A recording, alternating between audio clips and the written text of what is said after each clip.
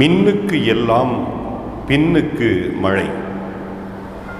வானில் மின்னல் வந்தது என்றால் நிச்சயமாக மழை வரும் என்பது நமக்கு தெரியும்.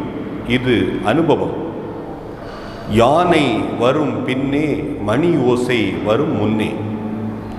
மணி ஓசை கேட்டது என்றால் நிச்சயமாக யானை பின்னால் வந்து கொண்டிருக்கிறது என்பதும் நமக்கு தெரியும். இதுவும் அனுபவம். அதே போலத்தான் இரண்டு மேகங்கள் ஒன்றை ஒன்று சந்திக்கின்ற பொழுது அங்கே ஒளிவீச்சு ஏற்படுகிறது. அதுதான் நமக்கு மின்னலாக தெரிகிறது. ஒருவன் கடினமாக உழைத்தான் என்றால் அவனுக்கு உரிய உழைப்பு கிடைக்கும். கடின உழைப்பு அவனுக்கு பயனை கொண்டு வரும். முயற்சியை பற்றி இதில் நாம் அதிகமாக சிந்திக்க வேண்டும். தெய்வத்தான் ஆகாது எனினும் முயற்சிதன் மெய் வருத்த கூலி தரும். முயற்சி நமக்கு மிக முக்கியம். அதே போலத்தான் நாம் எந்த நேரமும் நம்முடைய முயற்சியை கைவிடாமல் இருக்க வேண்டும்.